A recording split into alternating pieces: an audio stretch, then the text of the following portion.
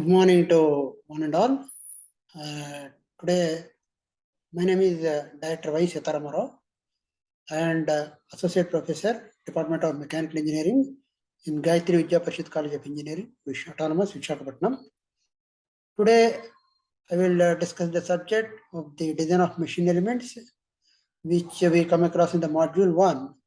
In this subject, the topic we discussed is the engineering materials and their properties. In this, we will discuss what is the importance of the engineering materials and the selection of the engineering materials and the classification of the engineering materials and the mechanical properties of the engineering materials and its applications wherever we are using here.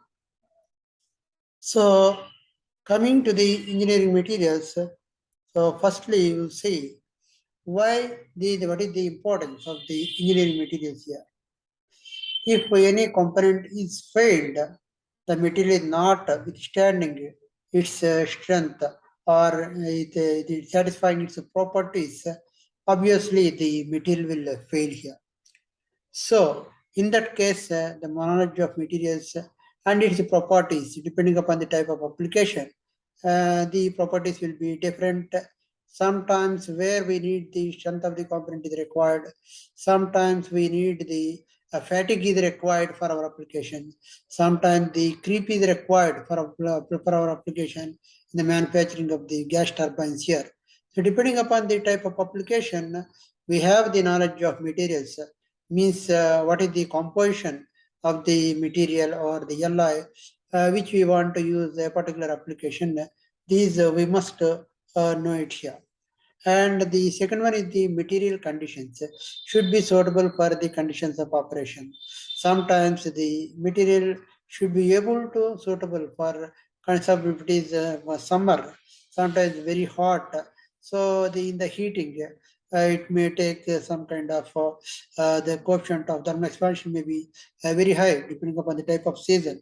Even in the winter condition, you want to heat it, or sometimes you have to cool it, the material condition, or you have to apply the heat treatment operation to a particular component.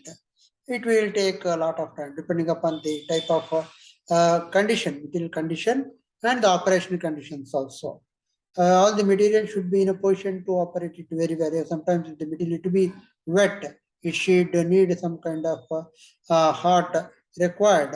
Then we are not using the particular environment. If it is a rainy season, heavy rain comes onto the workshop and all, then sometimes the material will be rusted and corroded also. So these kind of conditions we have to take into account while we are using the engineering materials. And one must know about the effects in which the manufacturing process and the heat treatment have on the properties of materials. So the manufacturing process, it may be the casting or the what you call the shaping or the broaching or the grinding, some kind of operations or like that. If whatever the operations you have performed, the heat treatment, the annealing effect or the cooling effect, normalizing, tempering, these kind of the heat treatment operations will have some effect on the properties of materials. Sometimes the elasticity may be changed, or the hardness will be reduced, or the toughness will be increased. So because of that, one must be able to know the properties of the materials, uses of the engineering materials when we want to use it here. Coming to the second one, how do you select the engineering materials here? The best material is one which serves the desired objective at the minimum cost. That is our objective. In such a manner, we have to design the component with that material here. So what kind of factors you have to be considered while you are selecting the engineering materials? So availability of the material. Material should be available to us here. Sometimes we may export from the material from the foreign country. Up to that here, it is not available. The production delays may be happening and the customer is waiting for that material. So it is taking a lot of time. So whatever the available material we have to take, if we are having a sufficient time, we should wait until the material comes from the abroad here. So this is the availability of the material you have to select in the selection of the engineering materials, and the suitability of materials for working conditions in the service. So what kind of material should be suited for the working condition, whether it is the climatical conditions also. We have to look whether it is hot, whether it is too cold, whether it is rainy, whether the material is suitable in that hot environment or the cold environment. In the service here, whatever we are using, that we have to take care while you are selecting the material. And the cost of materials also. Cost should be sometimes will be available at a cheaper rate, or for some kind of application it will be higher rate also. So the customers or the companies will be able to the what you call purchase that kind of material cost. It should be moderate. Sometimes for a very high applications, automobile applications or the aircraft applications, the cost of the material should be very high. So in general, we should see the material cost should be as low as possible or as cheap as possible. It should be available also. And the physical properties of the metals also, it will affect here. What kind of physical material properties it will affect here. So the physical properties means the color will affect, or the finishing of the material, the cluster, and the color, size, shape, density, electrical conductivity, thermal conductivity, melting point. These are all we have to consider into account. These are all the physical properties of the materials here. And the chemical properties, corrosion, also which affect the material properties, coming under the chemical property, and the mechanical properties of the materials like the elasticity, which is an important property which is desirable in the tools and the machines, and the strength property, it is to resist the external loads, whatever they are acting, and whatever the forces, without any kind of breaking. That kind of material property that material should sustain. These are all important. And stiffness, which is the important property in the design of springs also. So based on this, before we have to design a component, the selection of engineering material is a very much important point. That we have to select the good material. We have to select it based on the conditions or the whatever we have discussed till now.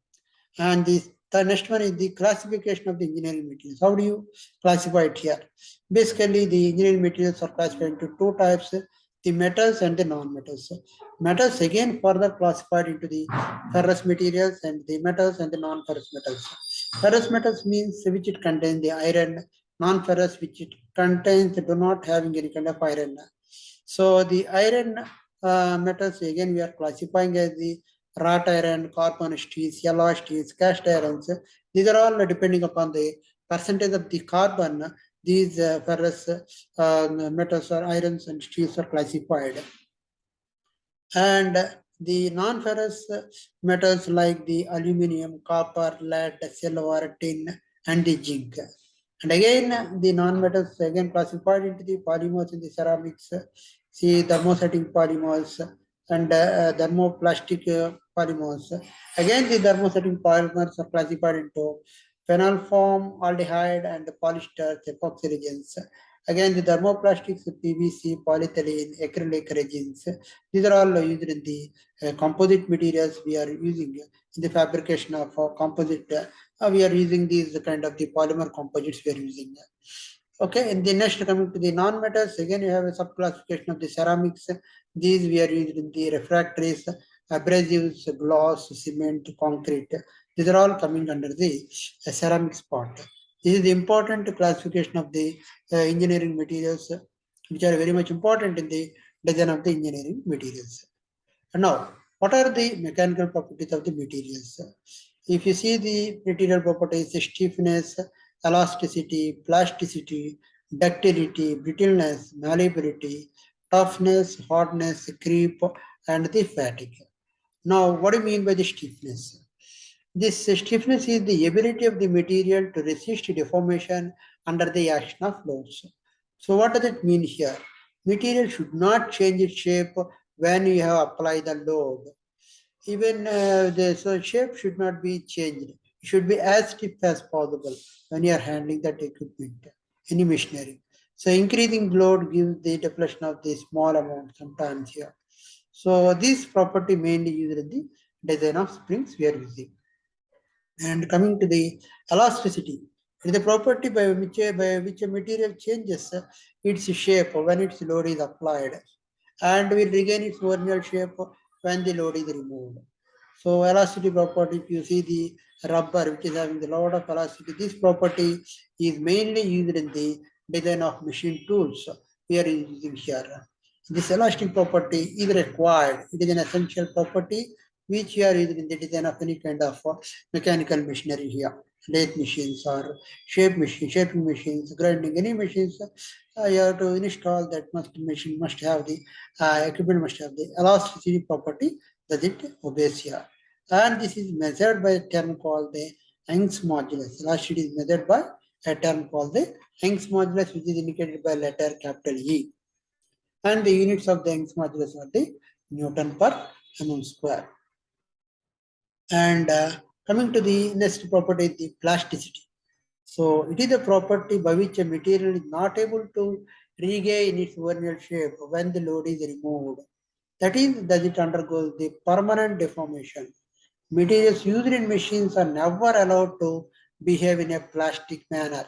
But materials, whatever the materials you're using in the machines, it must be having the obey the elastic property. You should not allow the permanent deformation. Okay, so this is the important property in the design of the machine tools. And the next property is the ductility. So it is the property by which materials can be drawn into wires here and have the ability to flow. And these are used in the copper wires which are using in the electrical cables so that the current is passing from in the cables here. So that the elongation of the wires which it can be drawn into wires, that property is required in the ductility. And coming to the next property is the brittleness here. So it is the ability of a material by which it can break or develop cracks whenever they are loaded. So these materials can break without any kind of prior warning. So if you take the ductile materials, then we have the yield point and we have any prior information before the deformation starts or the failure starts. But in the brittleness, we do not have any kind of indication. Sudden failure, sudden breakage of the material will be occurring without any kind of warning, without any kind of indication. If you take the examples, wood you can take, and the concrete you can take, and the cast iron also you can take it here. And the next property is the malleability here. So it is the property by which materials are able to be beaten or converted into the thin sheets here. So materials which are elastic are better in malleability here. So if you take the examples, steel you can take, or the copper, aluminum, brass, bronze here. All are the materials which are possessing the better machinability ability and the characteristics here. And coming to the toughness is here. It is a property by which materials are able to resist the shock loads or the impact loads. That means the load is falling from a certain height. This property is very much useful in the design of springs. How much energy is absorbed when a load is falling from a certain collar here. There will be a collar is there, how much energy the when you are striking, when you are impact load is falling from certain, how much energy is absorbed by the component or the body. Okay, this is very much important. And coming to the hardness, it is the property of a material by which it can resist scratches, marks, or wear and tear. It is independent of the weight of the material, designing components which slides one over the other, and brittle materials are very much hard. Examples you take the cast iron, concrete, glass, and the diamond. It is very difficult to have to give a simple scratch on the diamond itself. That means that much of hardness it is there. If you take a small 2 pens, you can take, and 1 pen you have to give a scratch simply, so the scratch you are occurring.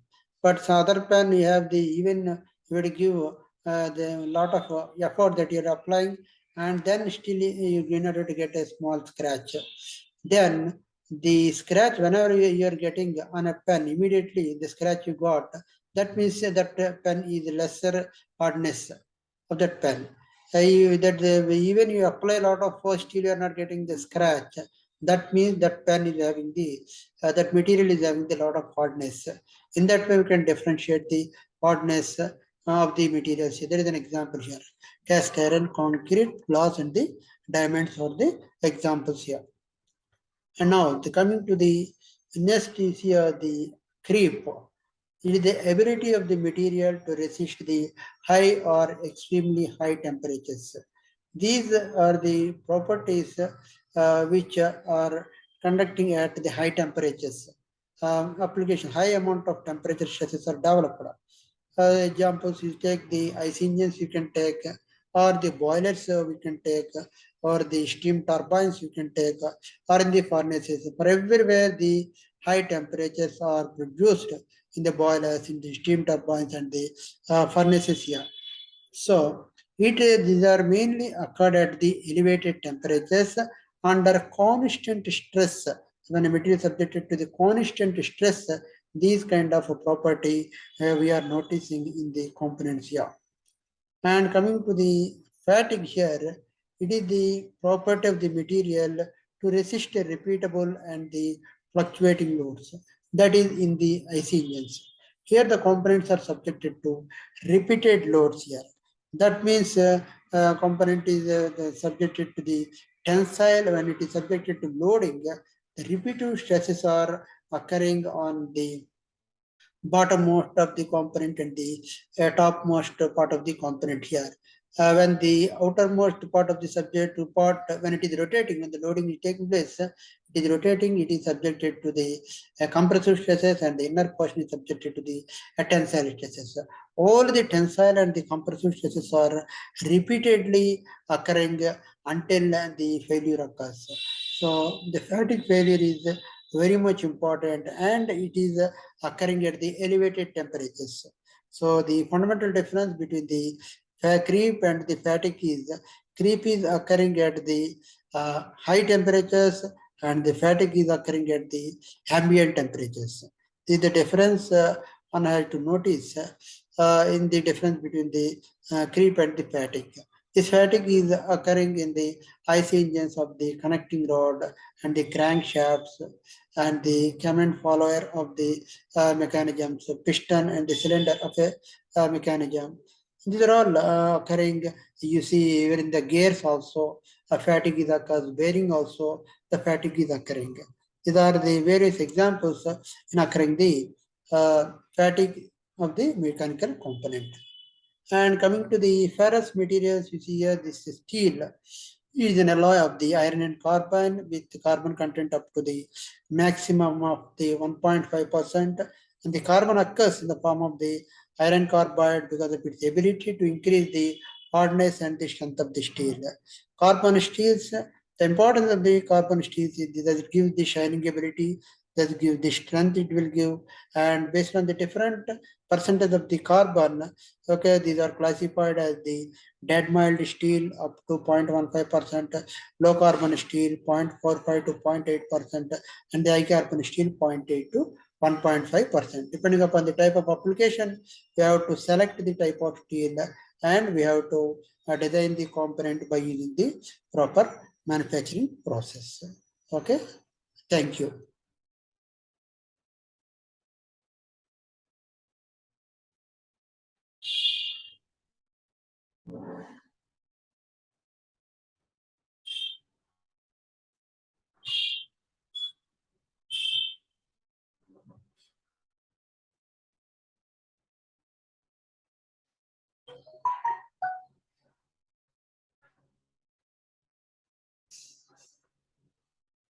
Okay.